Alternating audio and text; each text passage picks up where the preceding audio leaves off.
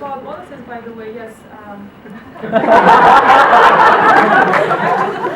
When I was completing my distinguished, my whole journey here, and was one step away from becoming a distinguished Toastmaster, I actually met my husband here. And Holland wrote me one funny note that one person from Toastmasters International wrote in the Toastmasters group how to make distinguished Toastmaster, how to prevent the distinguished Toastmaster from becoming extinguished Toastmaster.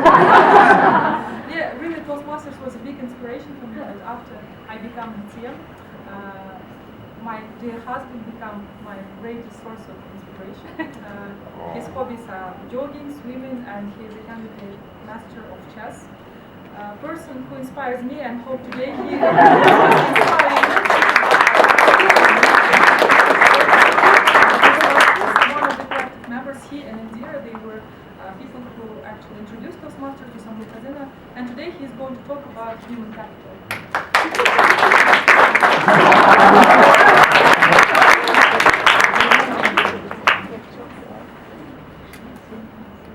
Japan, South Korea,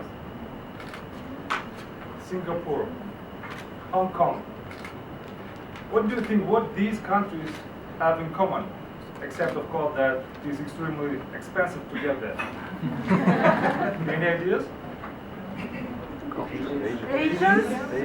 Yes, okay, Asians, they like sushi. Okay, in fact, these countries today are known as economic miracles. They developed strong, they developed rapidly and unexpected.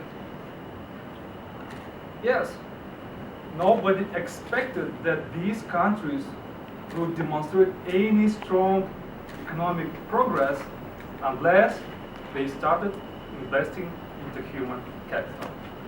And in a broader way, human capital corresponds to all useful, valuable knowledges, skills, and information members of society have. And today, I want to share with you a few insights what that can mean for our country, for you, and for me. Take, for example, Singapore.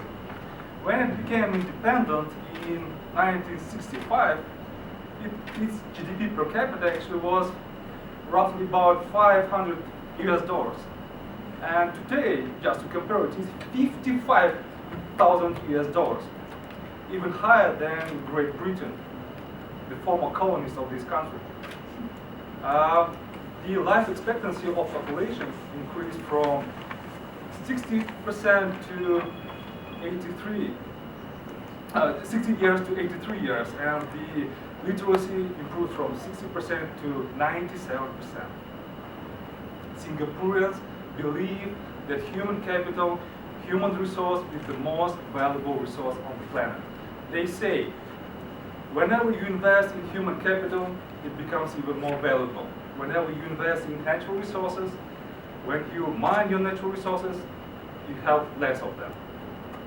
And I think that unlike Singapore, actually, which has no any valuable natural resources, for Kazakhstan the question is a little bit different.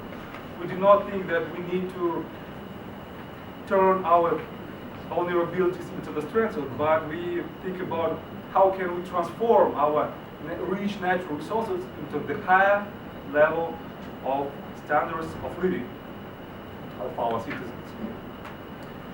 It might seem easy to recommend our policymakers just go and invest in the education system and expect that one day probably Kazakhstan will be prosperous and the economy will be strong and people will be educated. But just try to think, it is us, ordinary people, who choose to make the next step forward. It is us, people, who choose what kind of lives we want to live. In fact, we live in a global economy. It means that whenever you graduate from your university in Almaty, say, you are not going to compete with someone else from the Astana or any other region from Kazakhstan. You are actually going to compete with someone from the other part of the planet. And that is because of labor mobility, because of the internet, and because Best jobs go to the best educated people. You know, probably you don't know yet, but we live in a highly demanding world and in the highly competitive job market. If you do not accept that, your children will face that challenge. And do you personally want your children have any chances to win this race? Remember, the Queen says in the Lewis Carroll novel, Alice in the Wonderland. Let me try. Here you can see, if you want, you have to do as much running as you can just to stay in the place, in the same place. If you want to go there, you have to run twice as much. 18 months ago, I joined Samruk Kazyna, National Welfare Fund of Kazakhstan. And you know what? I met very smart, very dedicated, very talented, intelligent, and passionate people there. You know what? I learned from them that success is not an achievement. It is actually a habit. We are what we repeatedly do. Now, let me try to pretend to be a professional motivational speaker like Jason Shields and ask you a few questions. What is your value? How much time do you spend in you to invest in yourself? How much time every single day do you spend on your dream? In the last 90 days, how much time do you spend on reading books? Last year, what kind of knowledge or skill have you guys acquired? How much do you invest in yourself? You know, success